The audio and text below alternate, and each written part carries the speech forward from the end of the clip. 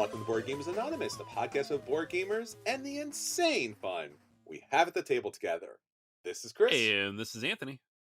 And this is episode 437, BGA's 10th anniversary. We like to thank all our Patreon backers for the last 10 years of wondrous support that has allowed us to bring you the 10th anniversary, Anthony. We did it. It's here. 10 years of BGA. Woo! 25% of my life on this thing. It's crazy. It's a thing. It's sincerely a thing. And again, we are so amazingly appreciative and honored that you join us at the table each and every week. So thank you so much for listening. Thank you so much for sharing what we do to so many other people, bringing more people to the table. And again, as always, thank you to our Patreon backers that make this podcast available to everyone. So 10 years of great support, great friends, great people at the table, a great time, great games. I mean, I guess we should mention the games too, right? I mean, that's the thing, right? It's supposedly what we're doing here. I don't supposedly. Although, through the many months of COVID, many people would be forgiven for forgetting that's what we're here for.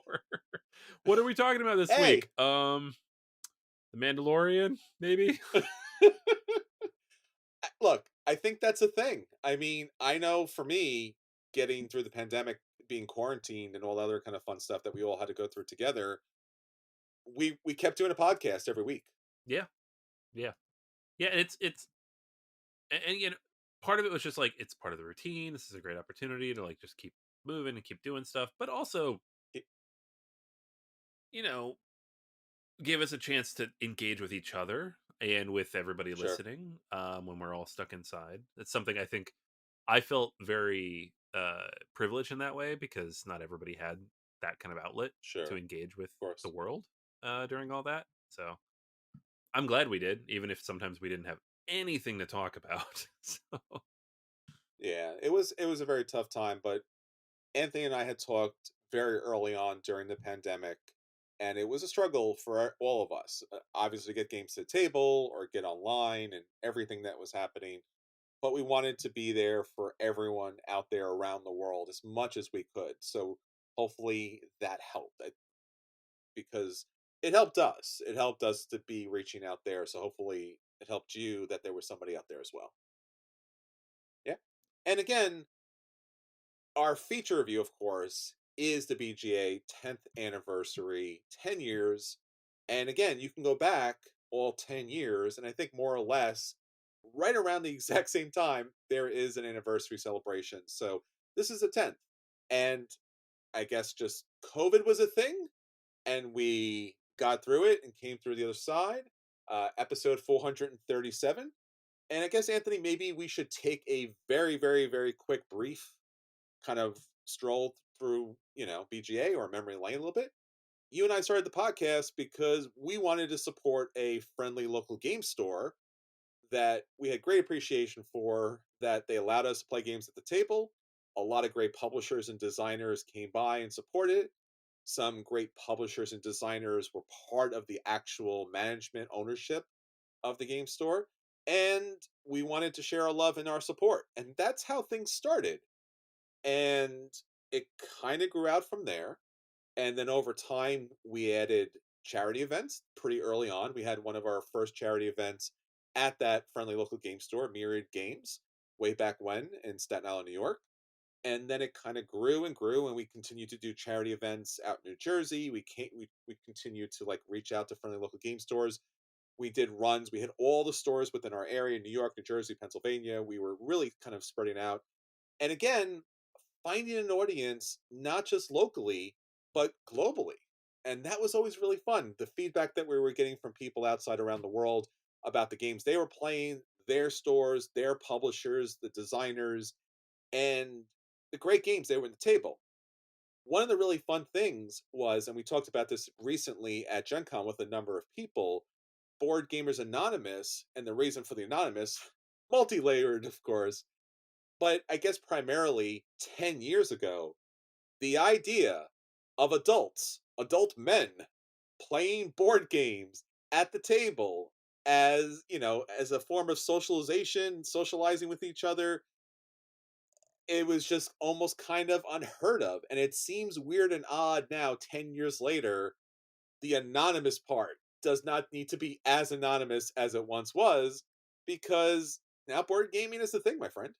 Yeah, yeah, it's funny. Like I tell people now, like I take German classes once a week. It's one of the things I've decided to do. And somebody asked me last week why I was going to be out, and I was like, "Oh, I'm going to a board game convention." And they're like, "Oh, that's really cool." And I was like, 5 years ago, I would have made something else up. I was like, "I'm going on vacation with my family." I would have said something else, and then I would have felt shame about the fact that I didn't feel comfortable telling this random Yes, person that I barely know like what I was actually doing. But now I'm just like, yeah, this is what I'm doing, and he's like, great, sounds cool. Don't care. like um and that like that little microcosm, that moment really drove home for me like how much it's changed in 10 years. My hmm own perspective towards it, part of it's age. You get older, you don't really care as much what people think about you. But also it's part of mainstream life. Everybody's played sure, Ticket to Ride, everybody's played Catan. People know that this exists even if they're not part of it. sure, They see it on the Target shelf, they see it on the Walmart shelves. they do. Um, and it's fun to be a part of. Now, occasionally I do feel that little sliver still. Like I had the gas company had to come into my house today to turn the gas on and off. And I was like, they're in my basement with like the 300 games on the walls. And I'm like, all right, yeah, no. And these contractors, they're all pretty much Sure. just like, I'm a guy. Um, and nobody says anything. They're all very polite. But I'm just like, what are you Yeah, thinking of all this? But at the same time, I don't know that I care because maybe they also like games. You don't know yeah, anymore. Everybody does. it's true. And again, there was that feeling of, as I guess, the feeling of traditional, stereotypical adult male kind of social life, right? You drink, you hunt, you do something with cars, Yeah. you, you watch the game, whatever the game that might be, and that's pretty much it. With one exception, which is always the story I tell, which I was coming back from the game store on, I guess it was Sunday morning at about 2 a.m. And there was a checkpoint by the local gentlemen's club, so to speak. And the cops, they were stopping everybody, and they stopped me and they said, sir, um, where have you been this evening? It is, obviously 2 plus in the morning, and I'm driving on the roads, and I had just passed the gentlemen's club, which was the reason why the police stop was there. And I could not. I was like, there's no way in the world you're going to believe this. But and they really didn't, to be fair. Like they didn't. They was like very much step out of the car, sir, because I'm just like, yeah. So it was very much that kind of feel and appeal at the time. But again, it has changed dramatically. And Anthony, one of the stories that we were telling recently at Gen Con was our first Gen Con, and how we became part of the Dice Tower network. And we were invited along with a lot of other podcasts to, we were part of a podcast network back in the day. Again, 7, 8, 9, 10 years ago, podcasting and board gaming was the thing. YouTube obviously has been, has grown tremendously and has become, you know more of the thing as far as tabletop games going. And and we had a presentation along with everybody else. Tom and Eric invited us on stage, and again, a little banter to kind of promote, Board Gamers Anonymous and such and such and such. And the plan was, at least my plan in my head was, we would wear paper bags overhead as far as the anonymous part was concerned. And then we would go up on stage, and they'd be like, Tom obviously would be like, what the heck, guys? I'm like, oh, we're anonymous. We're afraid to let people know that we're board gamers. We only feel comfortable with other board gamers. And obviously, Tom would be like, there are plenty of board gamers here. You don't need to be embarrassed anymore. And like, oh, yes, of course. We don't need to be anonymous anymore. We can take these bags off. All right, gentlemen, take our bags off. And the four of us would take our bags off, only to show that they would, in fact, be smaller bags over our heads. Because again, we're still very shy, introverted people who like to play board games, but may not like to be as extroverted as the general people out there in the world. Yeah, yeah, no, it was such a good idea. I love that idea. And like we tell the story, people are like, "Oh, that would have been really cool." Unfortunately, Tom threatened everybody if they did He did. anything even remotely fun or silly. He's like, "You'll be out of here." It's like, come on, Tom. Something happened the year before, and I won't name the podcast. Again, if you really care, you could go back and probably find it. And Tom was like, "Last year, so and so happened. I will not see that on my stage this year." And if you ever met Tom, he is a very nice guy, but he's also a giant. So big, And and scary. you're just like, and you're like, okay, giant man, we will not do the thing that we thought was funny, but yet would, yeah, okay, all right, Yeah. sorry, sir, It's sorry. a very large, loud man with like a whole football team worth of children. So he's used to That's being right. like, "Don't mess around, I will destroy you." And you're like, "Fair enough, I believe you." Yeah, he's a preacher and a dad of many, many children, and has been in board gaming forever. And we were very appreciative to be part of the network and join him on stage and all the other things that we had done together over the years. We volunteered there, we met people for dinners and stuff like that. But we always do regret not doing that because again, that was so much of who we were at the time and the spectacle that was podcasting. Yeah.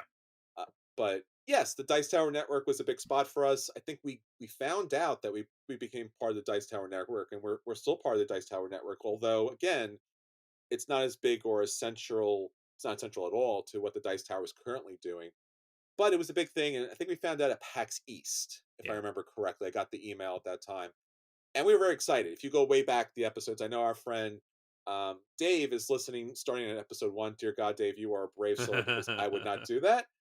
So thank you, Dave. But he's going back, and yes, we found that then, and we were very excited. It was very much a big part of us getting out there to other conventions, and we had done Gen Con and Origins and PAX and so many things since then. And it was a wonderful community above and beyond just the tabletop and our local community. So welcoming, so joyous to kind of get that conversation going because again, you do feel like you're the only person in the world who loves this thing. And as an adult person, you want to socialize, you want to play in this way. And again, you're told that that's not a thing that adults do, especially adult men. Men don't do these things. Which reminds me, like, again, for many people out there, if you're not old enough, cupcakes used to be a thing just for kids. No adult in their right mind would be caught eating a cupcake. And now we all pay like $7 for It's cupcakes. true.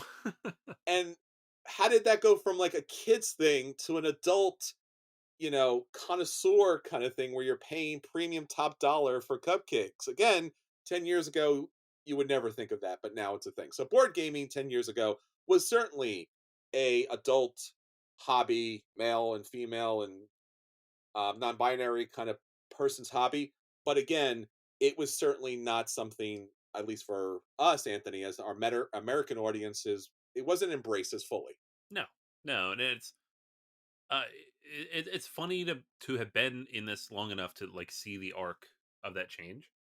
Sure. Um, it's great, it's wonderful, and I'm really glad it's happened because you don't have to feel silly about it anymore. You don't have to feel weird. If somebody asks you what you're playing or what you're doing, it's like this is this game and it's about this and it's a lot of fun. I bring them into the classroom, and a lot of the other people I talk to, like other professors, are like, "Oh, do you get grief from the administration?" I'm like, honestly, not really. Like, Mm, people know what these things are. They have a sense that they're a form of art and expression, and they're okay with what you can do with them. Um, it's great, and honestly, I think if I had started teaching earlier, it probably wouldn't have been the case. And from what I've heard from a lot of people, it wouldn't have been the case. So it sure. has significantly changed as a cultural artifact, like what games are. And it's really cool to be kind of having been podcasting for 437 episodes through all that. You can listen back and kind of hear how our attitudes have changed, how our perspective has changed, how our reviews have even changed based on that change in society. Mm. And again, it certainly helped me, and I know you, Anthony, as far as like being more on the introvert side and feeling more challenge or taking on the challenge of being more exposed and to being out there a lot more. And again, I think it's funny if you go back to the Facebook and you go through our old photos. Again, a very what I thought was a very fun kind of marketing campaign was we were holding the boxes in front of our faces, so you just saw our eyes, kind of thing. So we were anonymous, so to speak. And now here we are, doing multiple events, doing giant board game academic conventions and a board game academic journal, and it's what 10 years brings, like you said, Anthony, like what 10 years brings us, and all the places that we went and all the friends that we have made, and we've had so many great, amazing guest hosts along with you and I, Anthony, over the years, and we're really appreciative to all of them to helping support us getting the great word of tabletop gaming out there. And again, more than ever, and we say it at the end of every episode, we want to bring more people to the table. That's, again, if we have a mission statement, if we have a goal, that's really it. We want to invite everyone to the table, no matter who you are, where you're from, and light game, heavy game, does not matter. We're so glad and welcome and honored that you joined us. So, tabletop gaming, 10 years, supporting friendly local game stores, supporting independent game designers, supporting independent game publishers, designer games, and more than anything else, supporting all the gamers and our friends out there in the world who are having a great time getting games to the table. Absolutely. All right. Well, with that said, Anthony, 10 years of things have been documented over 437 episodes. So please, if you have the opportunity, for the laughs, for the fun, take a look back. Jump back to an episode that might be interesting to you. We have always wanted these episodes to be an archive so that if you wanted to know our thoughts on a game that maybe came out 5, 10, 20 years ago, it's there. It's on one of the episodes. And just hear how we change and grown over time. And again, we did that together. So again, thank you. Anthony, we've done other things too. Tell us about other things. Other things? We did other things. We did other things? We've done a lot of things. Okay. That's why we're so tired. It's been 10 years. So tired. We want other things forever, other things recently. Other things recently, because again, recently, Gen Con, right? So we we finished. So we got to the finish line, we fell down, and we're still here. Yeah. It's like 4 days later, and we we're did doing an episode. We did it. Yeah. We did it, y'all. We did it. We could just be done, but no, we're going to continue. Yeah, Gen Con was big. And you know what? Gen Con's always big. It's an exhausting convention because it's so big and it's far away and it's hot outside. There's a million other things going on. But for us this year in particular, we've talked about this for months now, so you don't need me to tell you that we had an academic conference at Gen Con. But we did, and it was a big deal, and it was exhausting, but it was very successful, and we're so happy about how successful it was. Um, and honestly, if we're talking about the last year of the podcast, that is a very significant part of that year. At least half, if not more than half of the year. Like we started planning this. Well, we started planning this in like January 2022. We had this conversation, Hmm. but we were working on it and having discussions with people going back to like last October.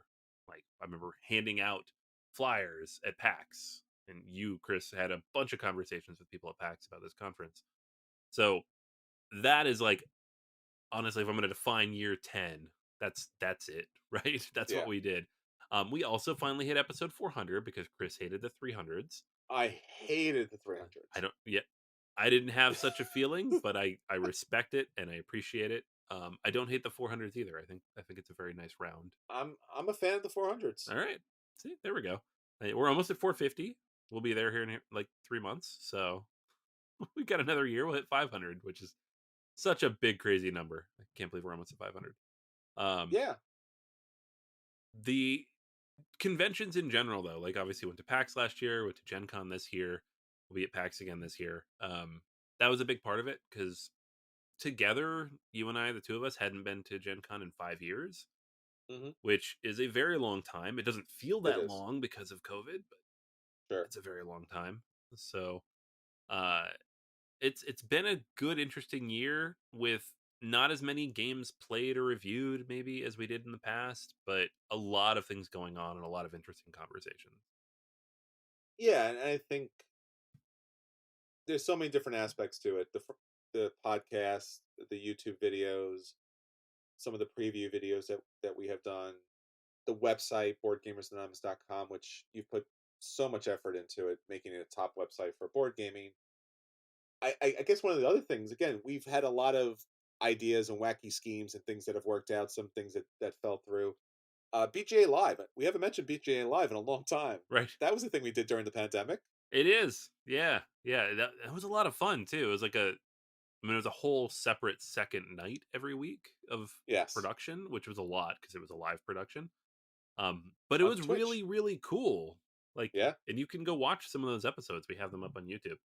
Um, and just like a unique, fun thing, especially as Board Game Arena was like just emerging, Hmm. like early pandemic, it was becoming a thing that it had Yes. not been before, and now it is that thing. But at the time, it was becoming that thing. So Yes. it was a lot of fun.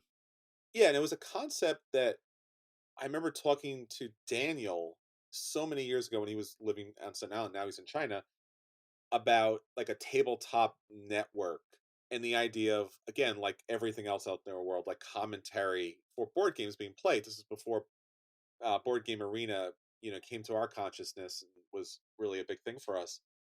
And to have Board Game Arena, we partnered with them and did so many games. And I think more than anything else, the surprising thing is we knew we were going to have some fun, but we had so much fun. And we had so many great friends out there who actually played the games that we were doing commentary over as they were playing separately. It was outstanding. And there was so many games that came down to like the last move, or there was like it seemed like there was a blowout, and at the last second somebody pulled it out. And again, you can't script those things. Like all of those things happen in real time. Yeah, I know. If we could script them, we would have.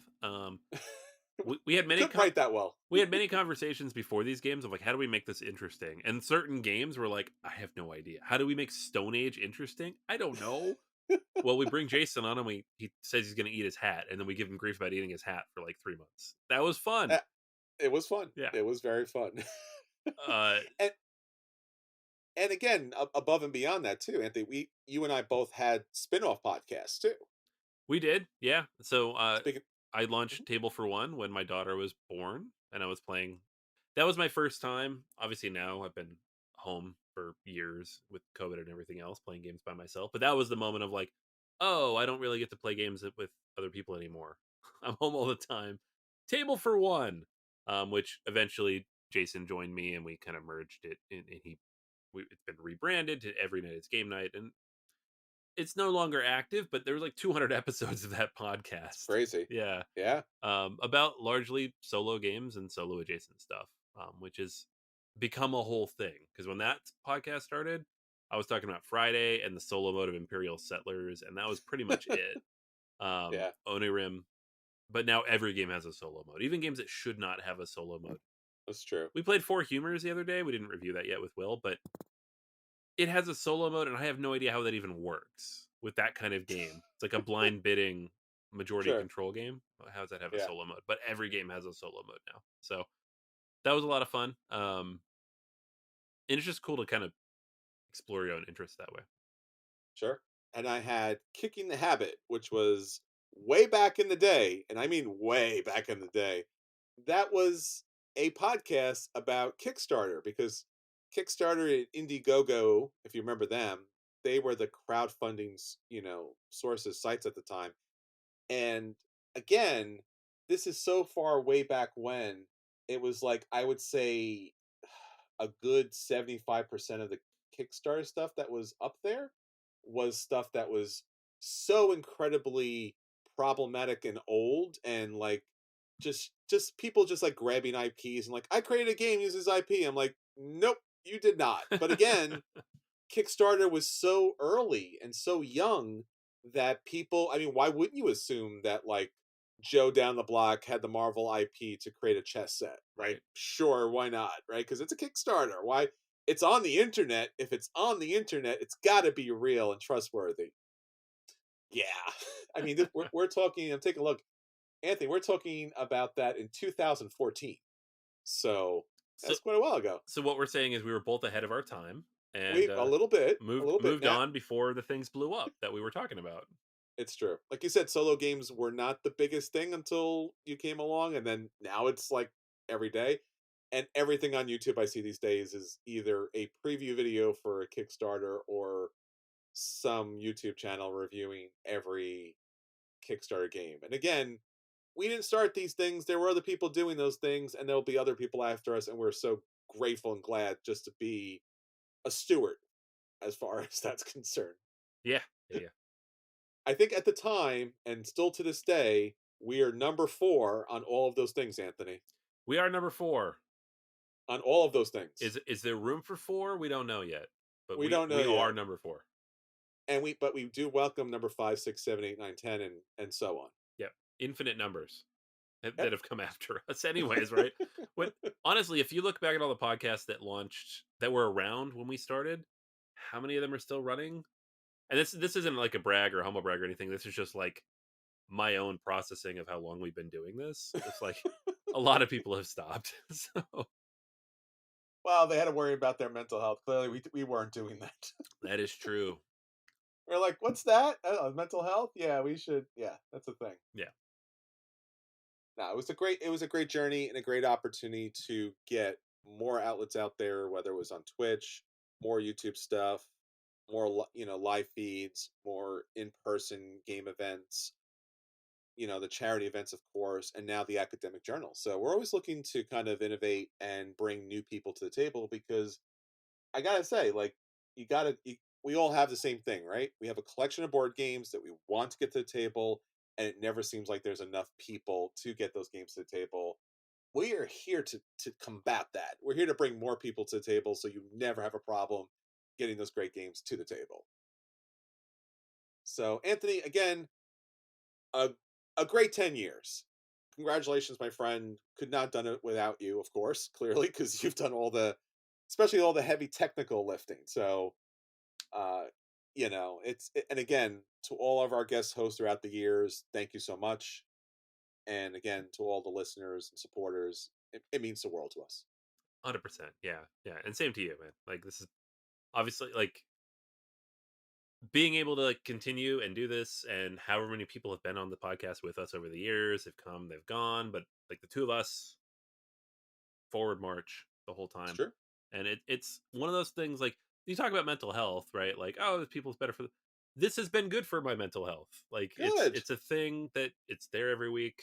It's Of get course. on, talk to somebody, like especially as a parent, sometimes, especially with young children, sometimes you don't talk to Sure. other human beings for days at a time. Of course. You talk to children and they don't really care about any of your problems or needs because they're children. And you love them, but at the same time it's draining. So getting on and being able to do this has always been really important for me. Absolutely. And again, all the feedback that we've gotten from everyone over the years has meant the world to me. And I Yeah, know for you too as well. sure. And it's been hard. I think that's the other side of it too. It's been hard. It's been a lot of episodes. It's been a lot of work. It's been a lot of money. Um, but it's been good work, Yeah. and I think it's been for the greater good. I like to Yeah, yeah. I mean, we're emerging into a whole new space right now that I love. Like this is the believe. space that I would love to spend the rest of my career in. And so being able to do that with the podcast and with you and everybody else is amazing. So I'm really enjoying that. Excellent. Well, again, 10 years. We'll get to our feature review, which will be a look back at the last year. We'll talk about our favorite acquisition disorders, our favorite at the tables, and our favorite features. But before we get that, Anthony, some last minute house cleaning, I guess, or convention cleaning up, or a couple of people cleaning up on the convention, right? Yeah. Yeah, yeah. So like this isn't news to anybody. If you've been following the convention, what happened after the convention or I guess before the convention in this case. Hmm. Um we had a couple thieves. A couple thieves stole a bunch of magic cards. Uh so the day before the Magicians? yeah, Well, magicians. they made it all disappear. Yeah, they're terrible magicians based on the security footage. But a couple of individuals who are very very clearly captured on camera. You can find the photos on Reddit, Twitter, wherever. Made off with $300,000 worth of magic cards from Pastime Games in Indiana. just grabbed a pallet jack, loaded them up, and just walked on out. No masks, nothing. You can just see their No top. faces No. clearly. Yep.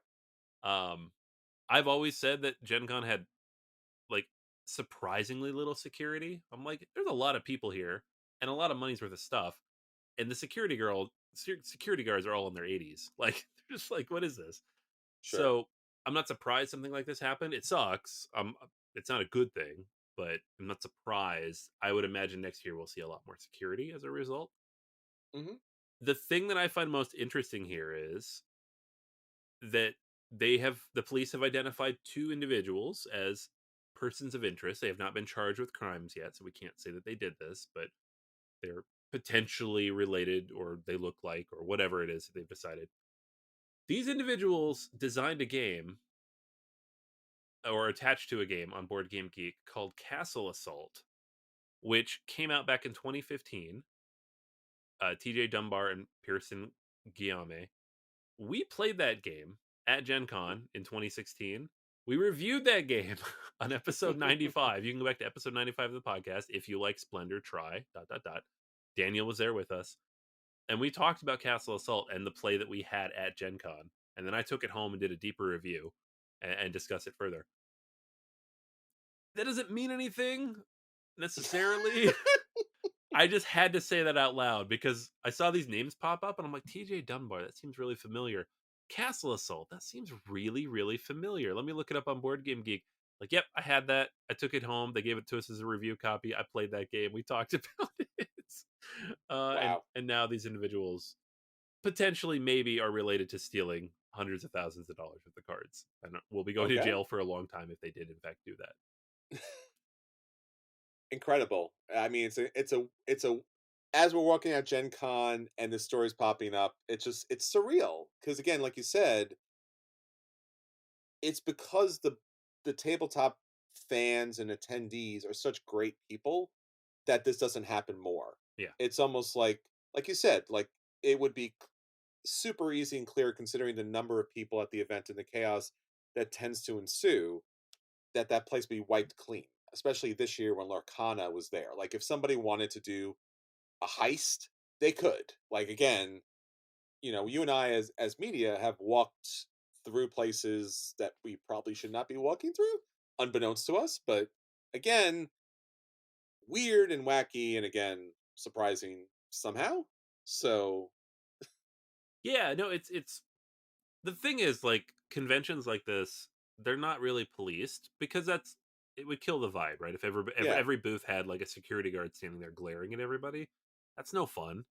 nope, Um, but we're all on the honor system together, right? And I'm sure, sure some people steal stuff. That's just part of any retail environment. yeah, Like, you hear stories about people stealing cash boxes at Essen sometimes. I'm sure similar things happen at Gen Con.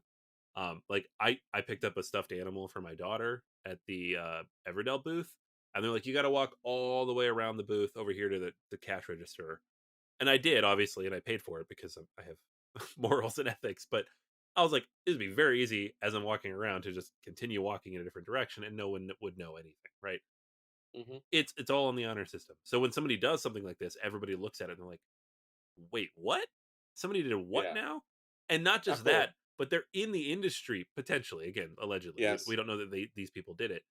But if it is these individuals, they're in the industry. They've had a booth at this convention, and they're just, really, you're gonna do it's that? weird. It's very weird. Yeah, Well, 10 years means that we have an episode where we talk about their stuff, and you can hear Anthony talk about it. we So do. We are apparently now the Simpsons. So if there you go. something happens in the board game hobby, we talked about it at some point. We talked about it. So we covered it. We ran with it. We produced it. It happened. It's out there somewhere. Yep. As someone said, like, what are you guys about? I'm like, well, it's on the website, boardgamersanonymous.com, but also there's 10 years of episodes. So I'm sure you could find it if you really want to find it. And Yeah. literally you can. Whoa, okay. And again, Gen Con, great time. Their numbers were about or over 70,000 unique attendees over the 4 days. Uh, Again, huge economic impact for the city. $75 million, for all the all the numbers of different hotels and restaurants and stores and things like that. Again, thank you all for having us there. Loved it. All the different food trucks out there as well. And I guess one of the updates that they've said is the question with these big conventions is they're so massive that they do have their own gravitational pull. And Gen Con has had an effect as a major business in that area to, I guess, push and pull certain things as far as, wants and desires and political aspirations and shenanigans and things like this. And and for a long time, again, when these conventions, set up, they sign a contract with the city for X number of years, convention hall, things like that. So the question was, will Gen Con stay in Indianapolis? Well, turns out they extended their contract to 2030. So Gen Con will continue to be in Indianapolis for the foreseeable future. Yeah, yeah. I mean, the thing is like I love the convention. I think the space is good, and the thing I like about it the most now that I've been 6 times is that it's familiar, right? Which seems a little silly, but I know where I'm going. Like we got there, and I'm like, we're going here, we're going here. Here's where the sky bridge is. Like it's been Sure. 4 years since I was there, but I knew exactly where needed to be and how to get there. Um, and in such a large space with so much going on, there's a lot to be said for that. Is the familiarity. I'm also on record as being like, it's not the greatest food city for us individual. Like our dietary needs, it is, you have to fly there from pretty much anywhere, right? Unless you live in the Midwest. There's certain elements to it that just make it really expensive because of it's in Indianapolis. Hmm. There are certainly other places I would be more upset about if it was there, but you know, it's familiar. I'm not if they suddenly said it's going to be in Nevada, I'd be like, ugh, you know, nothing against Nevada. I'm just like I don't want to go all the way to Nevada. Um, so familiarity, fine, right? I would love it if they moved to Philly. That's not going to happen, but you know, Yeah, every convention, again, because of money, right? They try to find something that's going to give them as many breaks as possible and be as cheap as possible, and also have the infrastructure to support a convention of that size. Indy does. They have the hotels, they have the international airport. Again, for people who live in that area, it's fantastic. For us, it's not bad. But again, these things could always be better because, again, there are many challenges as far as, and if you've ever been to Indiana, again, a lot of people who've talked about wanting to go to Gen Con, but they find very, very difficult to either get a hotel. The prices for hotels are incredibly expensive. The number of airports that actually service Indy is very small, surprisingly, and travel can be difficult because it's just there's like Indianapolis, and then then there's very little on the outside of that major city area. So, yeah, yeah, and then again, there's also some very challenging, troubling policies of that state that are obviously concerning for so many reasons. So it was slightly surprising that they didn't go in a different direction, but also at the same time, the convention center is physically expanding, so might be a thing as well as far as convincing them to stay because Gen Con's growing. So they started out way back in the day with about 20,000 people, and now they're up over 70,000, and it felt larger than that. I think we talked about this last time because so many of the publishers did not expect that large number day one. They ran out of games, and by Sunday there was very few and far between to find anything.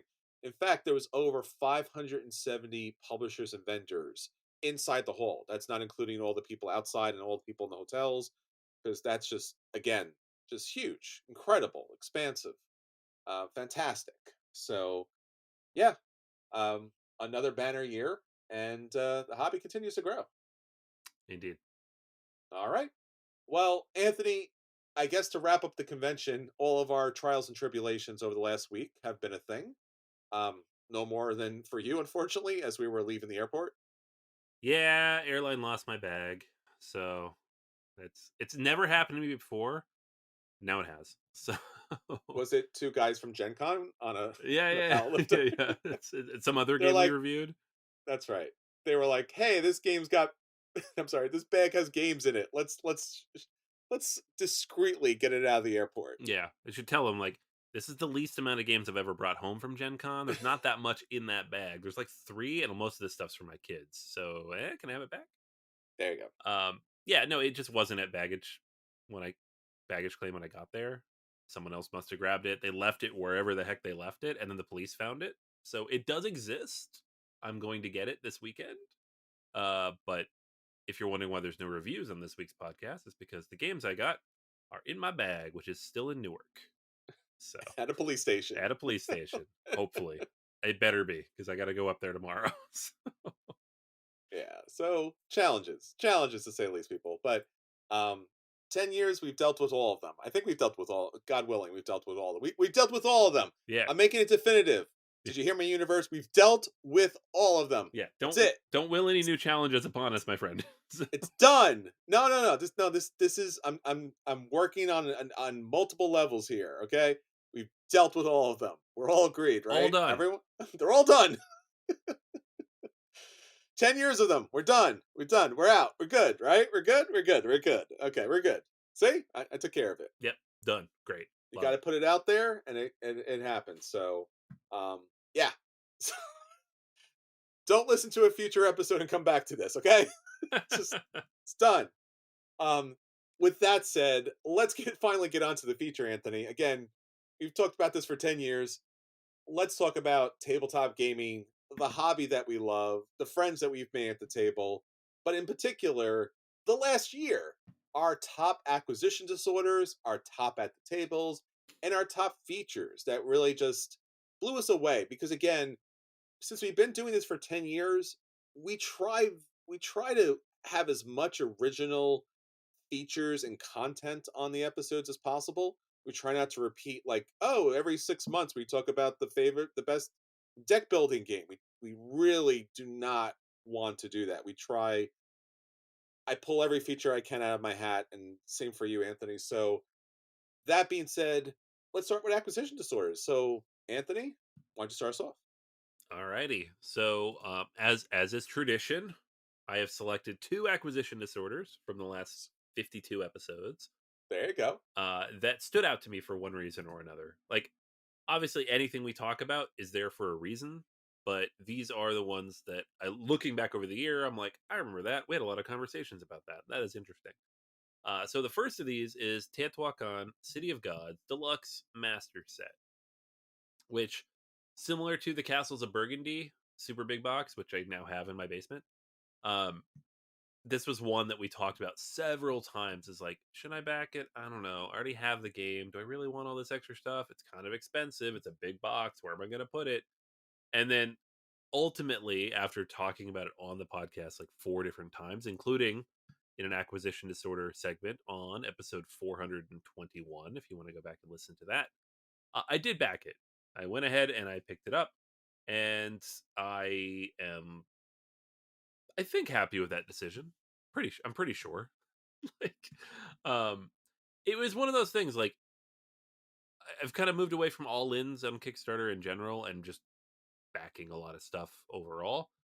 This one made it easy because the all in was like, you get a fifth player expansion and play mats, and I was like, I don't want five players in Teotihuacan. That'll make the game 4 hours long. So boo. And playmats end up on the floor behind my desk. I don't use them except for like the big games. If I play War of the Ring, I'll pull that one out. If I play Twilight Imperium, I'll pull that one out. Everything else somewhere back there on the floor. So it was easy. I'm just like, I want the big box, I want the fancy bits, and that's it. And I didn't spend a crazy amount of money. Um, and you know, paying for a thing is whatever. But it was one of those moments of, it's a big box of stuff for one of my all-time favorite games, a top 10 game for me. I love this game. I have almost everything for it. Do I want to pay for this? And that was a lot of conversation back and forth and a lot of discussion on the podcast about that, which I think is why it still stands out to me now as a conversation, from, I guess, 3-4 months ago now. And I'm looking forward to it. I think it'll be very nice. The quality of everything there looks fantastic, and it is still one of my favorite games. So similar with Castles of Burgundy, even though it's this giant box downstairs that I don't know what I'm going to do with. I'm happy to have it. Um, will I lug it anywhere? Probably not, but happy to have it. The other one I wanted to talk about is from episode 388. So this is pretty much a full year ago at this point. Keyforge Winds of Exchange. So this is the rebirth of Keyforge. And this jumps out to me for a couple of reasons. One is Keyforge died during COVID um, for several reasons. One is organized play died, obviously. Any organized play game died. But two is Fantasy Flight told us, I'm assuming this is true, that the algorithm broke. Right, the game stopped working because the algorithm they were using to build the deck stopped working. There was something wrong with it, so they had to stop, refresh the whole thing, and rebuild it. And then it just kind of disappeared for 2 years. Then Ghost Galaxy came along, which was co-founded by Christian Peterson, who founded Fantasy Flight, and they picked up Keyforge. They rebuilt the algorithm. They ran this GameFound campaign, and they said we can fix this, and we're going to make the new set that was promised by Fantasy Flight, and we're going to do open play. We're going to do all this stuff that was supposed to happen. And I gave them money in the hopes that that would happen, and then it actually happened. Right? I wasn't super confident they could pull it off because they did have to build a new algorithm. They had to build up new manufacturing capability, and then they had to launch a competitive card game with events and everything that goes with it. And it seems like they pulled that off, right? They were at Gen Con, they had a big events there in the stadium, they had a booth. I have my booster box of Winds of Exchange in the basement. I have all the extra bits and playmats and single player stuff that they sent. And I'm playing Keyforge again. I played in a tournament at Gen Con. I had a blast. So this was the one last year, in the last year of the podcast, where I'm like, I really want this to succeed. So I'm going to back it because I want it to work. And then Yes. it did. Right. And that's honestly that's what crowdfunding should be. I want this to work, and this is the only way it's going to work. And therefore I'm all in. And it worked out, thankfully, because I feel like it easily could have just we could still not have any of this. They could have not delivered anything. It could be a mess. And there's been some issues with delivery, and some of the open play events have been a little wonky, and some of the releases, and there's controversy over some of the formats they're using. But I don't care. Keyforge exists. I get to play it. I love this game. So Keyforge, Winds of Exchange. Nice. Yeah, again, it's so satisfying when crowdfunding does what it was always meant to do. And it really we are champions. We all are champions of games, especially these independent designer games. So I love to hear that more than anything. The City of Gods Deluxe Master Set was again one of those things that I tortured myself over for quite some time. And in I guess in a different time and place, it would be an instant back because I do love the game that much. But at the same time, for me, I felt like I played enough of the game that a deluxe set wasn't going to encourage me to get the game out to the table even more. It was just going to be like, okay, cool, it's better as you know in some cases, but I played it, Right. so I kind of feel satisfied as far as that's concerned. But yeah, no, I mean, two great games. So let me talk about my acquisition disorders here, and the two ones that I want to jump back. Episode 383, Horizons of Spirit Island. This was a really surprising one.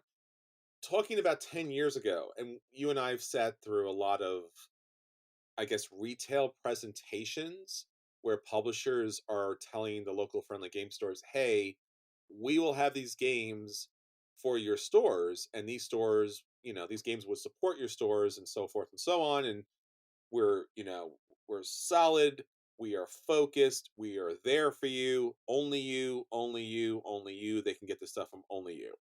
Obviously, Kickstarter changed that dramatically, but also the big box stores, again, for a lot of wonderful games and a lot of wonderful publishers, are getting their games in the big box stores. So again, there's a whole conversation to be had about the goods and the ills of that as far as that's concerned. But Spirit Island, one of my favorite games of all time. One year, it was my number one game of all time. If you have not played it, you should certainly play it. And I don't even like again. It's just I'm at a loss of words because the idea of Spirit Island, this game of I don't know, just like complex cooperative gameplay that is about settler destruction is so antithetical to everything that a big box game store is. It blows me away that they got Spirit Island in again, a lighter version, more family friendly for more or less gateway gamers, although Spirit Island is a little next level. I was blown away by the idea. And I was just like, really? They're doing it. And they've done it with other games, but I think Spirit Island for me felt like something bigger. And I have since purchased it. It was I think the good or bad thing again about with a lot of these game stores is that they do go on massive sales for their games and got obviously more additional content, 5 additional spirits to play in the game, and it's a little more downgraded, obviously, as far as the components are concerned. So this is like the opposite of the deluxe version. This is the deluxeified, the deluxeified version of board games, where instead of having the plastic components, everything's cardboard shits again. So we're back 10 years ago, where this was the base level of gameplay was concerned before everything geared up to the nth degree. Great spirits, great game. Hopefully, new people are getting to the table. So, yeah, that was my first blown away acquisition disorder, and then obviously I had to pick it up because again, acquisition disorder. Like you, Anthony, I also my second one is also in line with crowdfunding do a great thing. I was really interested in this small box, actually, I should say small tin dungeon crawl game called Dark Tomb by Andy Bergman. It was a little Kickstarter that I happened to stumble across and really enjoyed the fact that they were able to put all of these different cards slash tiles into this little tin with a D20 and these little cubes again to mark all of your characters, and the characters themselves had special abilities. And again, it was a dungeon crawl in a little tin by a first time designer. And I thought, I think at the time it might have been 20 or so odd dollars. It's worth backing some new designer out there. Backed it, got it. It's great. And again, it's fun. I love backing Kickstarters. I love backing crowdfunding sites. I love helping new designers and new publishers get their games out there. And it's this innovation in the industry that we're still seeing 10 years later that just still excites me about everything that we're doing. Yeah, no, I think that's the big thing for me. It's hard to find a lot of the time. Like Yes. Kickstarter's become a very cynical platform Hmm. where companies like Simon Shadow Drop games expecting to get $1 million for them, and it's a disappointment if they only get 500,000. Like, eh. But every now and then something pops up where you're like, this would only exist in this particular instance, right? Yes. Like, sure, Christian Peterson and Ghost Galaxy had money and funding, but they would not have launched that game if there wasn't interest and if people weren't willing to pay in advance. And that's why it exists, you know. Yes. Small publishers, you know, like for the smaller game you're talking about, they wouldn't be able to even think about publishing a game, you know, Yes. unless they go through the rigor and gauntlet of finding a publisher. So it's cool that this is still possible. It's not very frequent, not the way it used to be, but Sure. when we find them, we do like to highlight them. Yeah, and again, to again, we like to think of it like we like to think of Greater Than Games as a big company, but still small company getting their games to a big box store must have been like, again, as far as the game board game publisher and designers are concerned, like a dream come true. Right. So, and a radical different step. And we've seen a couple of games. We've seen, Gloomhaven actually get out there and a couple of other games. But again, Spirit Island, Spirit Island, they did Yep. it. Like Yeah. I don't know how they must have pitched that to the big box stores and they bought into it anyway. But again, I'm so incredibly thrilled because again, eventually we're going to run across some people out there in the world who do not consider themselves like tabletop board game hobbyists, and they'll be like, "Yeah, we do have Horizons of Spirit Island. We have played that." I'm just like, and my mind's just going to be blown. I'm like, normal people out there in the world play these games too? Like, do I have stuff to show you? Right. And then, like you said, Dark Tomb, which I previewed as far as acquisition disorder on episode 392. Again, just like this looks great. If they can do it, it'd be awesome. And I backed it, and it became awesome because I got it in my hands and I played it. It's great and it's awesome. So again, great success stories in the tabletop industry. All right, Anthony. So let's actually talk about the games that did hit the table. And again, we did let people know if they should buy these games, and obviously they should have, right? Yeah, I would imagine all 4 of the games we're gonna talk about were buys. Absolutely. So what do you have Alright. up first? First. Alright, mine are honestly, if you've listened over the last year, you're like, "I know what yours are." Um, you should know what mine are. First up was War of the Ring, the card game. Episode Yes. 407. This was our game of the year last year. I the second I don't know if they announced it or if it was just like people uncovered that it existed, but it was January 2022. We knew this was coming, right? Last year was an anniversary year for War of the Ring. Something was going to come out. This was it. But there was no guarantee it was going to be good, right? It wasn't the original designers of the game. It was Ian Brody, who we've met and is amazing and did a Hmm. fantastic job in this game and really, really cares about the balance and quality of the game. But we didn't know that. It was something new and different, and it worked perfectly, right? This is a asymmetrical game with 4 players, each playing a different section of factions from the game, alternating between those 4 different factions and vying for control over different paths and battlegrounds. And it is just it's epic, it's explosive, it's not like a quick light card game, but it's also not the long, grueling campaign of like a full War of the Ring game, which I still absolutely love, but I can only get that to the table like once a year. War of the Ring, the card game, I've played now like 15 times since I got this. So it's obviously much easier to get to the table. You can have tournaments for this because it's not 6 hours long. It's like 90 Nope. minutes. Um, it already has one expansion out, which is in my luggage somewhere in Newark, and another one coming in the fall in the spring next year with 2 new factions.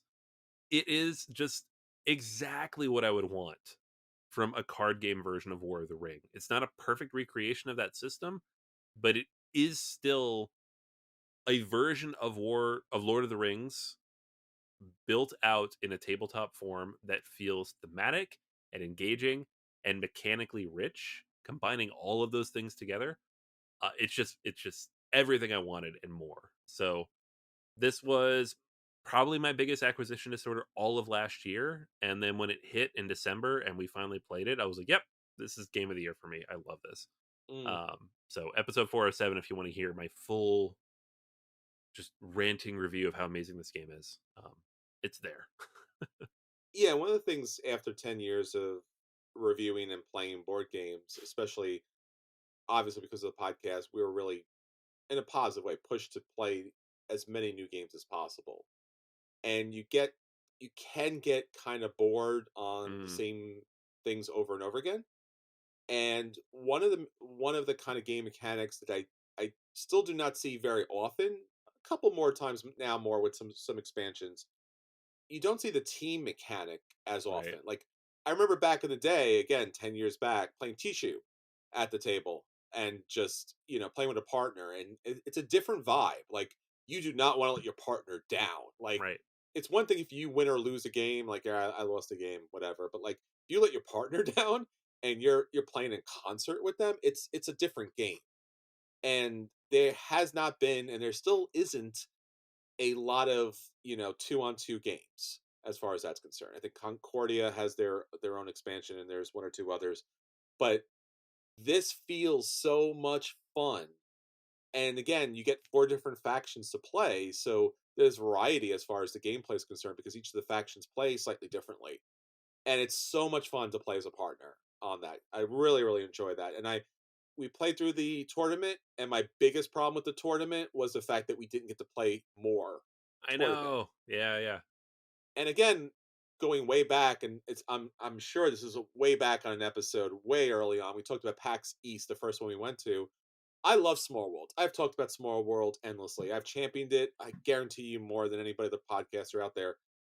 I got bored of that. Not even bored of the game. I got just tired. Bored's not the right word. I got tired of playing that game over and over again at the convention. Like I didn't want to play anymore. This I did not. This I was like, I'm not happy. I want to play more. Like they're just like, we won the last game. Like great. What else? I want to play more. Like no, it's over. I'm like no, no, no. I'm just gonna play more. I want to play more. We'll play more. Can we play more? Can we play more? Let's play more. Yeah. Yeah, no, I was the same. Like it was, we were there for 4 or 5 hours. We played the game several times, but then obviously we didn't get to move on. So I was like, we don't get to move on. And it's not the kind of game you could just take and be like, oh, well, we'll go back and play it at the hotel because you need 4 people. You need another team of 2, and there was only 3 of us. That's So, right. And um, I told the designer, which I've said in this podcast. I don't know if it's the same episode that you're remarking on. I said to him, I'm like, we talked about this in the podcast. I'm like, the audacity that you would bring this game yeah, into card format. And I'm like, as I'm telling him this, I'm like, dear God, why are you telling this to the designer? I know. Very large man on top of everything else. And I'm just like, he's just got to know that the audacity of him to dare to do something like this with the greatest board game of all time and to make it into a card game. And he was like, yeah, he's like, I thought I could just, of course I could have just done a game. I could have just made it a thing and just like, it's the card game. He's like, but then I thought I would make it a real game. I was like, oh God, this guy's so cool. It's like he did a thing. Like he could have went the easy way out and made a bunch of money from Ares, but he's like, no, no, no. I'm gonna put my elbows into this and just like crush it. And I was like, oh man, you're awesome. And it's just so cool. Just so cool. I was Yeah, just yeah. yeah. One of my favorite developer designer conversations we've had in a long time. It's like, dude, he's like, what? It was like the audacity, bro. It was a cool game. Audacity. Yes. Oh yeah. So War of the Ring. Just The yeah, card game. The card yeah. game. The card game, of course. Yes. Game of the year last year. Possible game of the year this year. I don't know. I'm gonna keep playing it. 2 years Plot in a twist. row. Yeah. Plot twist. Will it unseat War of the Ring, the board game? You have to listen. Ooh. That's coming up. You never 13 more know. I episodes. don't get 13? to play that game very often. Uh-oh. How many Yeah. years has War of the Ring been on number one? Every All year. all the All years. of the years. Yeah. Since we've been doing this. Yes. This could be the Uh year. it could be. That's a good question. I don't know. I have to think on that. all right. So the other game I wanted to mention is not as long of a conversation because it's relatively recent. Episode 424. I reviewed Dorf Romantic. Yes. So I reviewed this game. I think like maybe a month before it was nominated for the Spiel des Jahres. Yes. Maybe even just a couple weeks. It was in May, right? And then we were talking about the nominations right around there. So it was a game. The reason I bought it, the reason I picked it up, was not any nominations, not anything like that. It was because I like the video game, right? I had a lot of fun with it. Played on the Steam Deck all the time. It's very light. There's an endless mode, and it's just like relaxing, and I can play it while I'm watching baseball or something. It's just chill, super chill. So I was like, oh, a board game version of that, and it's cooperative and has legacy elements. Sounds fun. So I picked it up, and I was like, I love this game, and I couldn't even fully pinpoint why I loved it so much because it gave me the same vibe as like Cascadia, which won the Spiel des Jahres the year before. Of it's not doing anything new necessarily, but everything it's doing really well. Right? It's tight, it's well designed, it's engaging, it's highly replayable because of the format of it, and the fact that it's cooperative makes it so easy to get to the table with like children, right? Especially kids my age or the age of my children. So I instantly love this game. And then like a week later, I felt super vindicated, which is irrelevant. Like if you like something, like it. Don't worry about what the awards committees say. But then the Spiel des Jahres nominates it for their award, Game of the Year award, and then it ultimately wins that. And I'm like, cool. More people are going to play this game I love. So that's 2 years in a row. And again, should not be needed to validate my own opinions, awards from other people. But I guess the Spiel des Jahr committee really likes these tile laying type of games that I really like as well. There's some overlap there. Maybe I should be on the committee. I don't know. I'm learning German, so I'll work on it. Add that to your resume. Yeah, yeah. Yeah. So See if I that like the pushes it same over. games as the Spiel des Jahres committee. And also under special skills, does speak German. Working on it. Working on it. As they would say, conversational German, or yeah, more or less, Barely. Yeah. barely. Well, he's working on it, kids. He'll get back to you for But our by the German time we go fans to out there. Essen, my hope is to be able to ask where restaurants are and be able to navigate the hall. And I will be glad because yes, otherwise we will not eat the whole Follow that time. guy who speaks a little German. Speaks a little German, gets us food.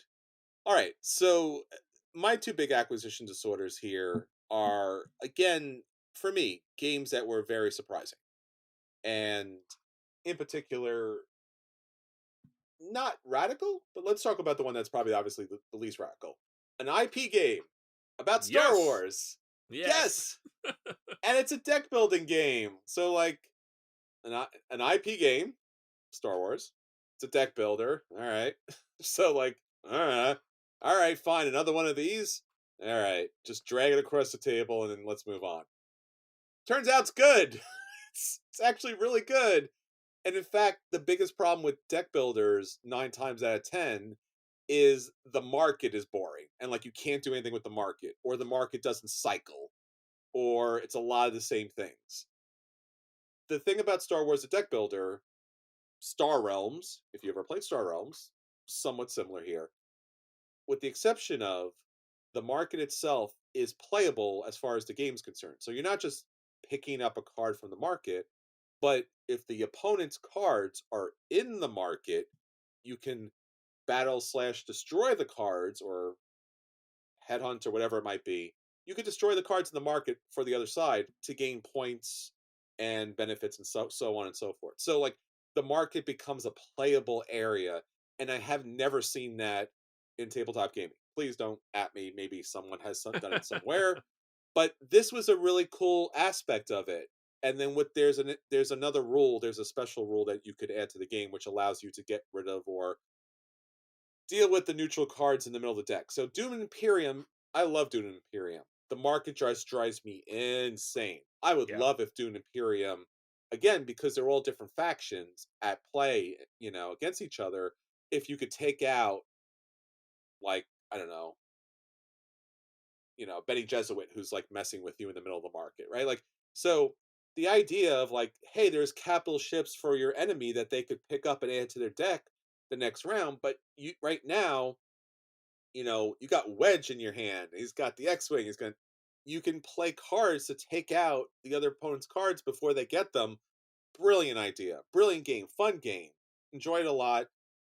Relatively inexpensive, honestly, for the games, especially these days. So Star Wars the deck building game gets, buy for me. Uh High recommendation as far as that's concerned. If you want to hear my full review, that's on episode 423.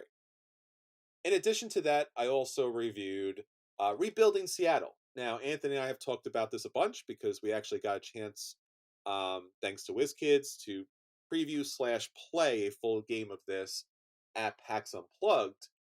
And as if you have not listened to the podcast before, and this is your first episode, welcome. Okay, if you have listened, I'm not a fan of polyominoes. Just not a fan for whatever reason. Again, listen to 400 plus episodes over 10 years, and you'll figure that out. This game is fantastic, and it really is. And again, it's a city building game, and for forever. And again, if you go back many episodes, Anthony and I have talked about and gushed about our love for suburbia. Like, we love city building, we love suburbia, and this game gives us the opportunity to rebuild Seattle and also to manage a lot of different aspects that you wouldn't think as far as a city building game. It's not just about putting the tiles out there, but it's managing all of the expectations of the citizens. And also, there's an asymmetrical element to your player power that's special to you. You get to enact certain laws and benefit. And then there's also this really cool element that's very much like almost like Race for the Galaxy. We've seen it in other places where I get a benefit, but you also get a lesser benefit. And I love that too because it really helps you control the timing of the game, but also lets you interact with other players in a meaningful way. If I see Anthony's doing a certain thing, I might want to trigger that scoring card because if I don't and he builds up to a certain spot, it's really going to be ruined for me. So again, when you play Euro games, the one criticism we hear often, and rightfully so, is there's little if no player interaction. So beyond the market, we got a market that's some player interaction. We have some individual player powers, which I always love. You get to build up a tableau, build up your own particular city, and you get to set the pace of the game and challenge other players as far as what triggers and when does it trigger. So absolute buy for me as well. Yeah, this is one of those ones like before we opened the spreadsheet, I was like, "Oh, rebuilding Seattle." I should put that on mine, and you had already had put it on there. I was like, "Great." As long as one of us is talking about it, this game is Yeah, fantastic. It's going to be in the top 5 at the end of the year. sure. Um like my initial attraction to this game was just that it was in Seattle Yeah, and there aren't a lot of games set in Seattle. It's where I'm from. And so I was like, "Oh, Seattle, great." And then we played it. I'm like, "Oh, it's actually really good too." So that's yeah, awesome. Um yeah, I love this game. yeah. It's strong buy for me as well. Yeah, I also because we play so many games out there in the industry, I oftentimes wait to purchase a game. I did not wait. I purchased this game online right away to get a copy of it at the table. It's a lot of fun, and it plays a good number of players without having that kind of drag down time. The only downside is it really needed an insert, and I don't know why they didn't do that Yeah. because it's polyominoes, man. Like it, it's yeah, it's a thing. All right, well, Anthony, that leaves us up to our favorite features. Let us know what's your favorite features for the last year. Yeah, so first up is from episode 428. Why doesn't this IP have a game yet? I had a lot of fun with this one just preparing it. Sometimes we do, we come with a topic and we go to prep it, and it's kind of a bit of a drag. Wah wah. Well, it's and it might even turn into a great episode, but like digging up the resource, like doing the research, right? Sometimes the research is fun. Sometimes it's just like I got to get this done because we got to fill this in. This one was a lot of fun because I was trying to think of what are IPs that don't have games, IPs that I like, so I get to talk about an IP that I like, and then thinking of a game that could potentially fit that IP, and then what I would do to change it. That was a really cool way to approach this. So in the end, I got to talk about Zelda, Tarantino movies, The Matrix, Seven Samurai, Ghibli films. Perfect. It was a lot of fun. Um, and so I do recommend going back to listen to that because we each had 5 just really interesting IPs that for whatever reason, because none of these are super niche, they were like big ones that just don't have a significant solid game attached to them yet. Hmm. And some of them have like little tiny offshoot whatever things that didn't do well. Whatever. I don't want to hear about those. I want a legit game that matches what we were talking about. It was a lot of fun going through those. Absolutely, The yeah. I joined it as well. Good. yeah. So that was the probably my favorite one from last year. The other one we did early in the year, and we actually recorded this from I believe from the Airbnb where we got together and we're playing some games, is collecting and culling your games. Mm. Episode 409. So it wasn't a top 10. It wasn't like a bracket or anything like that. None of those big sprawling research episodes. It was one of those things where we sat down and we talked like pretty in depth for like 30, 40 minutes about the mindset that goes into collecting and the mindset that goes into culling. And that alone was interesting. Like I had fun recording it, but I didn't really think too much of it at the time. But it has kept coming back. So people have referenced it. People have asked us questions about it. We've done supplements to it on our Patreon feed. So there's a couple of collecting and culling episodes on Patreon. I did a whole series of episodes on Patreon of all the stuff I've purchased on Kickstarter and how I've been culling and collecting and organizing those. So like this episode kind of helped build a framework for how we discuss collecting and the things that we're interested in the hobby that are not playing games, like collecting and painting and building a collection, what that looks like, and then how to I don't want to say stay healthy with it, but just like how to recognize what is healthy for you as a gamer and attach that to your collecting, right? It was good, and it's come up a lot since then. So it was one of those conversations I'm really glad we had, and it was a lot of fun to go through. So that's episode 409 if you want to go back and listen to that as well. Absolutely. No, absolutely very important, especially having been in the industry for as long as we have and the collections that we have. I think we have an interesting take on things, to say the least. Yeah. All right, for my feature review, that really kind of kicked things off for me. I guess let me start with the one that kicked it off for me. Best board game companies on Kickstarter, episode 390. So, having done Kicking the Habit way back when, and each and every week doing acquisition disorders, that I would say more times than not have been about Kickstarter companies and games that are coming out there. The question I had gotten back then, even to this day, is like, is this company reputable enough that I should give them my money for 1, 2+ years, sometimes more, and just like hope that this thing comes out in the way in which they're presenting it, right? Is it true? Is it real? Are they responsible? Will I get this game? Will it be as good as they say? Will they deliver anything they promise?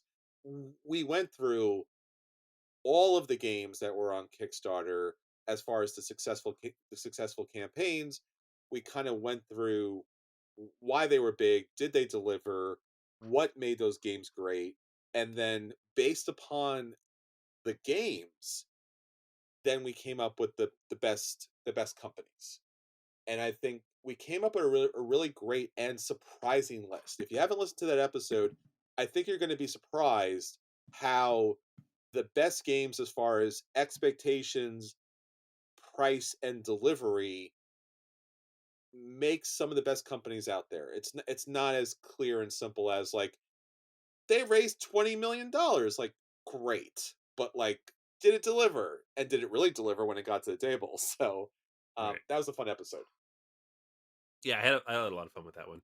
Mostly because it was cool to go back and look at everything we backed for each of these and be like, Sure. oh yeah, that is a good company. Or oh no, no, that company stinks. Like Yes. it was good.